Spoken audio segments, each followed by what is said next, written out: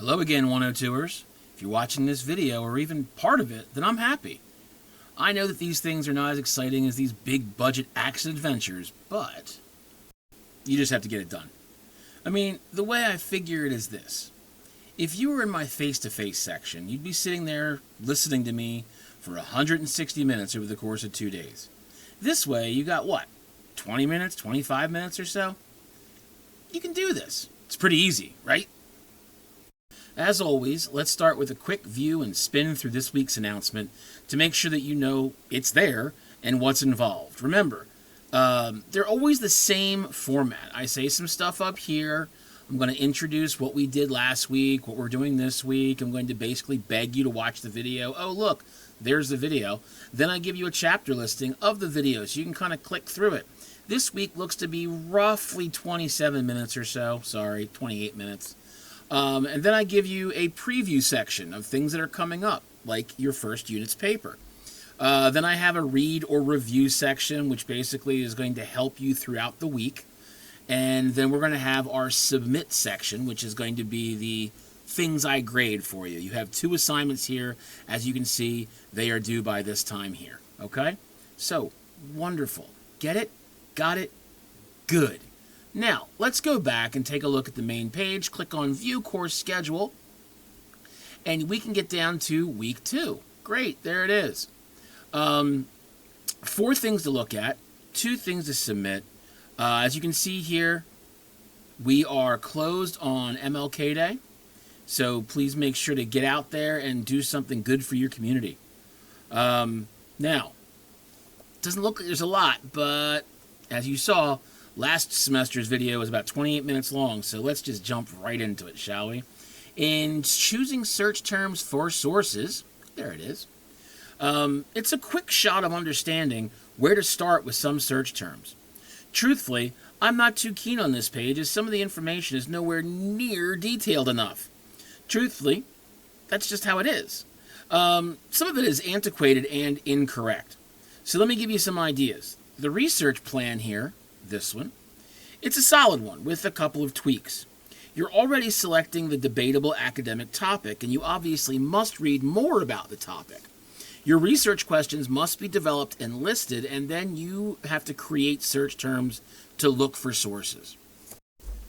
Now, how many of you see the problem? In order to read more about your topic, you have to search for the sources. So how can you read in the second step when you're searching in the fourth? Basically, you need to select that topic, generate the research questions, get the search terms, and then find the sources to read. Once you do that, then you can go back and ask better questions or revise the old ones, and then do the process all over again. It's more cyclical and less only 4 steps. Now, this next part, well, I disagree with this one almost completely. First, there was a single search engine in the days before man went on social media called Ask Jeeves. And the only way to get what you wanted was to ask Jeeves. A cartoon butler, by the way, sort of like a really dorky Alfred from Batman. Well, you asked him a question. Oh, yes, that's him. Pip, pip, cheerio, and all that stuff. And yes, my friends, this was a real website, and this was its real logo. Ask your parents or maybe grandparents if they remember Ask Jeeves. If they say, yes, of course, then congrats. Your mom and dad are dorks just like me. Anyway, when you went to Ask Jeeves, you would literally ask a question. A literal question. Just because Jeeves has long since retired does not mean that you still can't ask questions if you can't get started. The point that whomever wrote this page is trying to get across is that the volume of words that you use within the search will affect the returning results.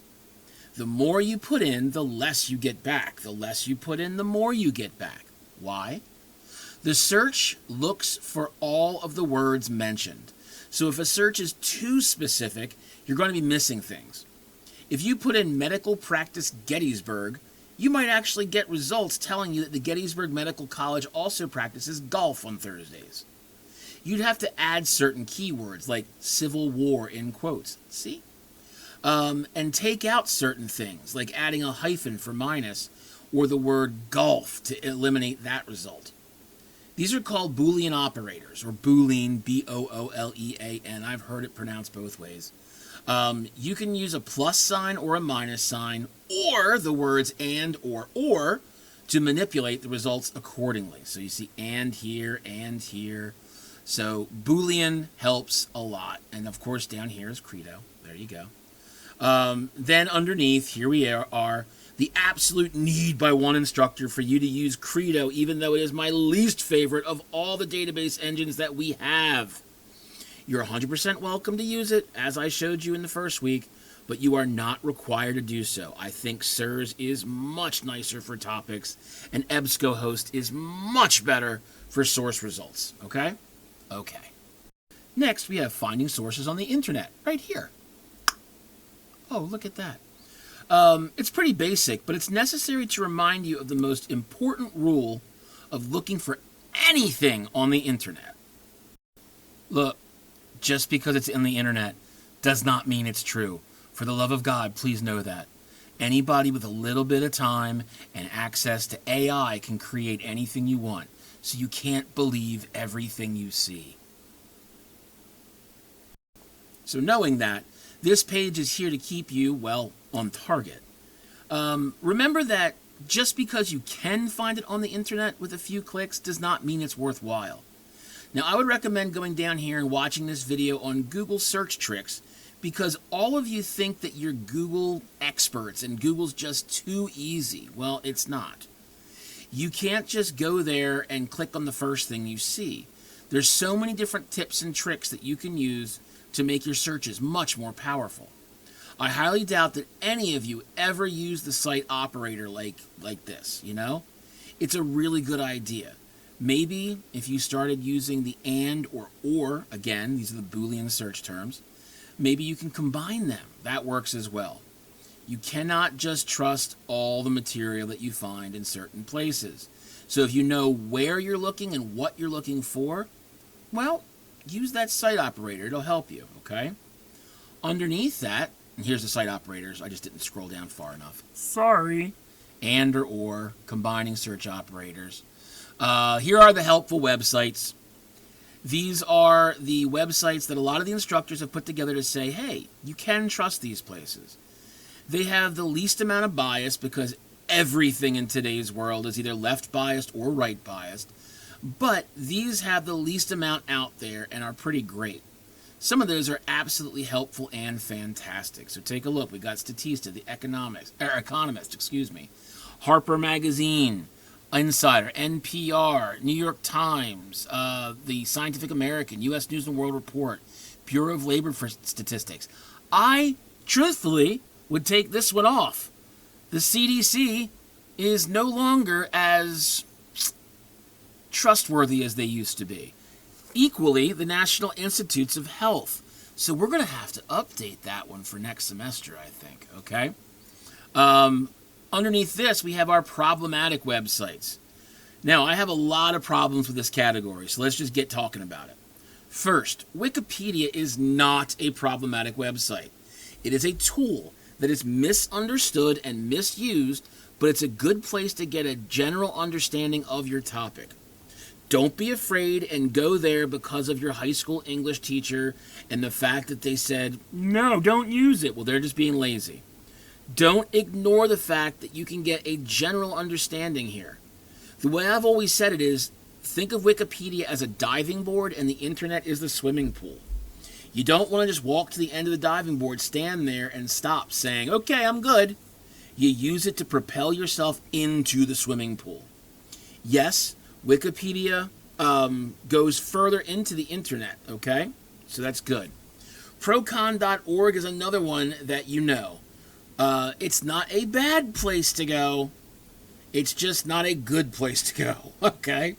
It shows you both sides and makes sure that you can understand the general understanding of your topic, but it's not a great place to do all of your research. It's not going to give you one side or the other. It's giving you straight information with no real lean. That's not going to work. University Wire is a wonderful place to find student writing, but it is student writing after all. So please make sure that you understand This is the stuff that has just as much problem as the material that you write, okay? These are all general students. So it's not the best place to start, so skip over that when it's coming to the idea for research. Personal blogs and websites are chock full of bias. Ignore them completely. Commercial websites are not a problem. Again, that is a fact that you've had lazy teachers who say, hey, ignore all .coms. It's easy for them to say that. And that is incorrect. If we scroll all the way back up here to the helpful websites, let's take a look. It's theeconomist.com, harper.org, insider.com, npr.org, newsweek.com, nytimes.com, popsci.com, psychologytoday.com, scientificamerican.com, usnews.com, Wall Street Journal or WSJ.com, and Washington Post, guess what? .com. Okay? So all commercial websites are not bad. Please don't worry about that, okay? They're all trying to sell subscriptions, but if the subscription is for something worthwhile, why is that bad? It all comes down to evaluating sources, but guess what? We're going to get to that. Going back now, we have finding journal articles, and there it is. This one, it's really not a long one, I promise. I think it's a long-standing misconception by students and teachers alike that all source material has to be incomprehensible and lofty to be any good. Don't get me wrong. There are many, many absolutely brilliant sources out there that are superbly written, impeccably researched, and beautifully peer-edited that are amazing complements to anyone's research. But when do you actually need them? So look, right now, you're enrolled in what amounts to a freshman composition course. This is practically the same course that you would have at any other accredited college anywhere in this country. You are learning how to put this material together, and you are learning how to use your voice and make it heard. What you do not need are these amazingly intricate academic journals that are geared towards those in master's level and doctorate level or beyond programs. It's like asking my 6th grader to read To Kill a Mockingbird. While he might be able to get all the words, he probably wouldn't be able to grasp the threads between the ideas. It's not because he's not smart enough, but it's because he doesn't have the necessary experience yet. So what I'm trying to say is this. I want to see you research your topic academically. I want to see you dip your toe in and wade into the databases to find these journals. Like I said earlier, EBSCOhost is great. And then down here we can see exactly the examples. But EBSCOhost is great. However, I don't expect you to have immediate comprehension of what you find. These are the things that you have to work at to understand. So if you say, hey, Mr. Christopher, I found 2 articles here on pulsed field ablation helping arrhythmias from the Journal of the American Medical Association and the New England Journal of Medicine. I'll look at you and say, wow, that's absolutely fantastic. Can you take a few minutes and explain both of these to me? Because I'm not very versed enough to understand the top 2 medical journals in the entire world. Can you help me?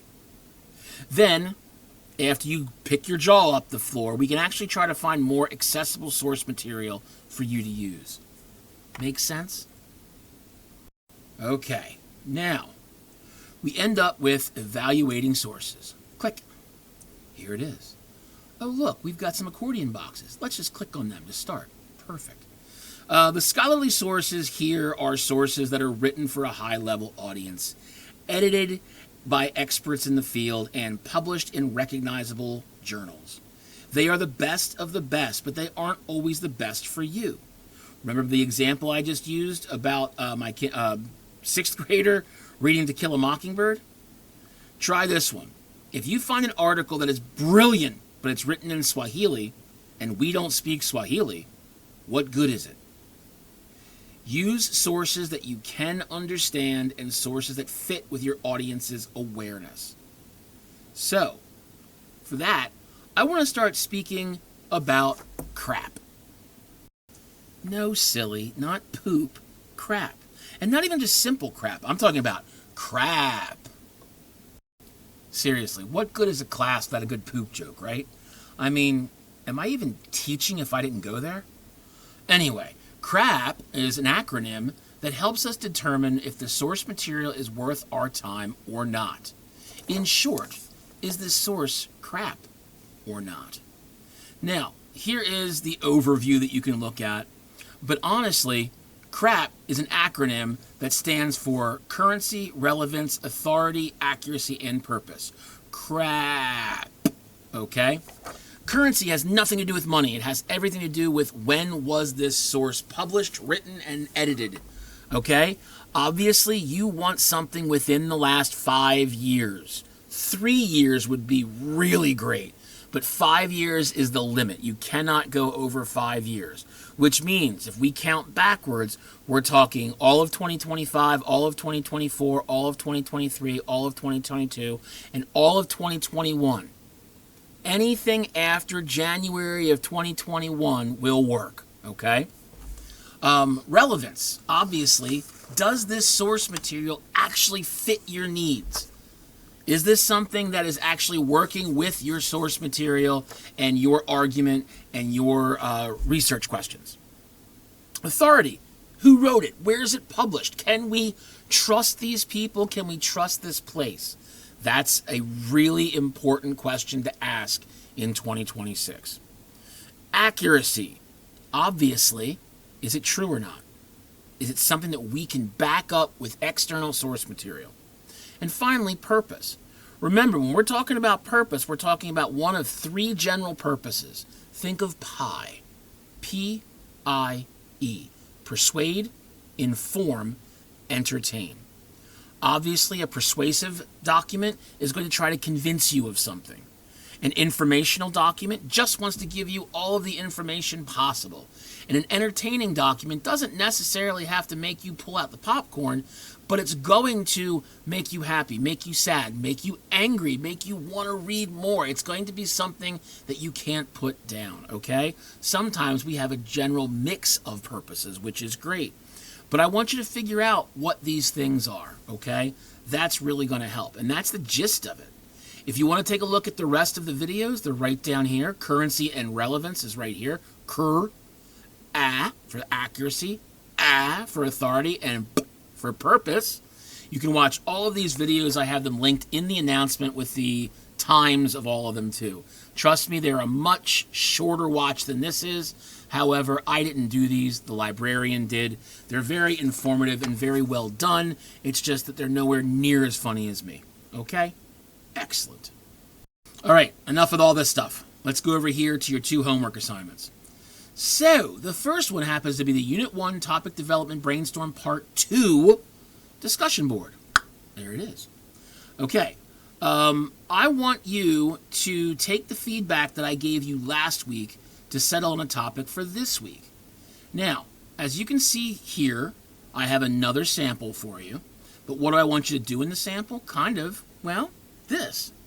I want you to tell me what topic you will be researching for the rest of the semester. Why is this topic interesting or important to you? And why is this topic interesting or important to your audience? What are 3 possible debatable questions you could pose regarding your topic? Okay? And right down here, I actually gave you the questions. I will allow you to answer in bullet format this week. No problem. Okay? Because that's what I did. What's the topic? Well, hey, I'm going to talk about global cybersecurity and cyber terrorism. Okay, fantastic. Why is the topic interesting or important to you and to your audience? Well, for me, I believe that blah, blah, blah, blah, blah. For my audience, I think any dorks out there like me will enjoy it. By the way, when I say geeks and dorks, I do say it lovingly because I'm one of them. And then finally, what are 3 possible debatable questions? Kind of go through it. Figure out what are some questions you can ask about your topic that might get a little pushback from people, okay? Once you post your own, I need you to go back and find 2 of your peers who posted and tell them whether or not you like or dislike their topic and why. Don't just say, this topic's great, this topic sucks. Say, I really like this topic because, or, you know what, I really don't like this topic. Maybe if you, and give them some constructive feedback. I don't want to see a 1-sentence response, okay? Perfect. Finally, let's talk about the last assignment, which you have coming due next week. The Unit 1 Literature, the Unit 1 Exploratory Essay Planner, sorry. Now, I wasn't a big fan of the original document. You're going to hear me say that a lot. It was slipshod formatting. It was really messy. It was disgusting. So I tried to fix it a bit. And by tried to fix it, I mean I trashed it and I redid the whole thing. You know what? I'm happier with how it is now. And I think you'll find it much easier to manipulate. So, once we click on this, we get to here. Right here, the Unit 1 Exploratory Research Planner. This link will open up a Microsoft Word document that looks just like this. Okay, now, it is a 5-page document. Yes, but as you can see, most of the 5 pages, besides this big old blank spot at the end, most of the 5 pages is taken up by my formatting. You just have to fill in these white boxes, okay? So what do you have to do? First, what is your general topic? So maybe you're going to write DUI penalties. Maybe you're going to write cybersecurity. Maybe you're going to write abortion laws, okay? Whatever you're going to put there, that's going to just kind of keep you focused.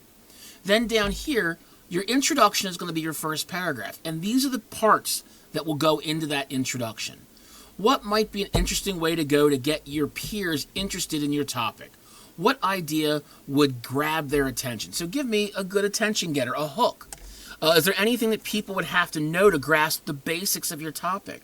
So remember, you're going to pick a topic that you're interested in, but maybe the rest of us won't be.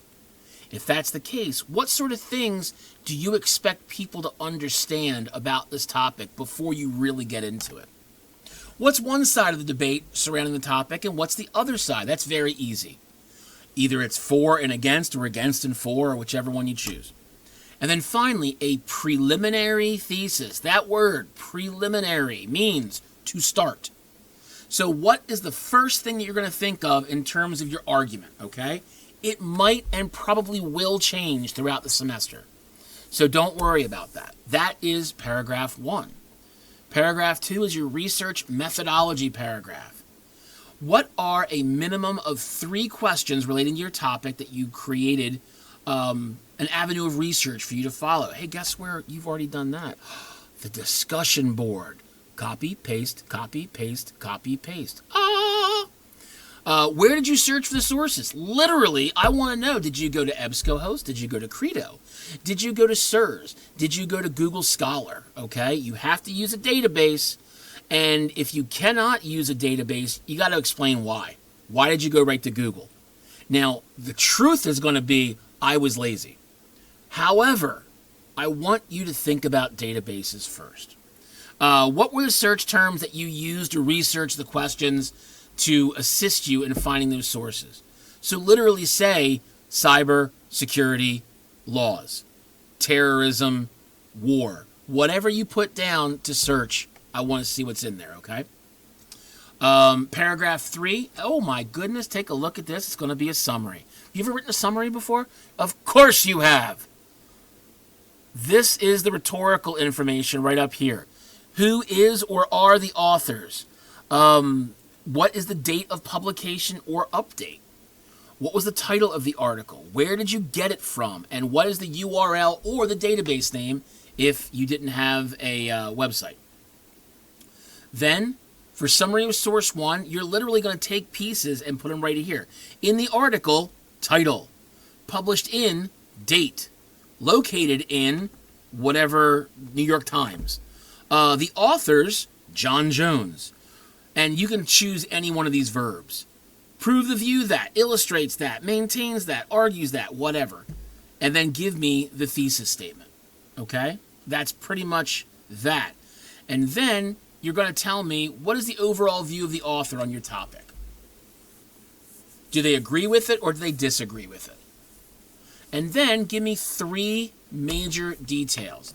And remember, for associated citations, all you have to do, type in the author's last name, the year of publication or update, and then either the paragraph number, or if there are no, if it's got page numbers, you would put the P period, okay, page number. That would be the associated citation. So 3 major details, at least, from your article, and then the associated citation where you got them from. Easy peasy, right? Then we get down to the evaluation of the source, and I want you to answer these questions, okay? How does the source relate to your topic? Talk about it here. And then you're going to use the CRAAP test. You know, does it pass the currency check? Does it pass the relevancy check? And how? Don't just say yes, yes, no, yes. Give me whys, okay? What are the strengths of the source and what are the weaknesses of the source? You're going to do the same thing for your second source. You're going to find 2 sources of opposing viewpoints. That's really going to help you, okay? So you find these 2 and you do the same thing again. And then at the very end, you've got 2 paragraphs, research reflections, which basically answer these questions, make it very easy on you. And then your conclusion. As you can see here, you're going to have an 8-paragraph essay, okay? If each paragraph is a half a page, you're looking at 4 pages, no problem. How simple is that? Then, of course, I want you to attempt your references. There is a link right down here to take you to Purdue's OWL to build a reference, but try your best. So if you have any questions or concerns about this, please email or text or call or stop by. Do it early in the week. Remember, we're closed on Monday. I hope that you are watching this video earlier in the week rather than Sunday night, because I'm probably not going to be answering emails until Monday morning. Anyway, there was a lot of material this week masquerading as not a lot, but I did cut off roughly 30 seconds. Told you. Anyway, have a great week.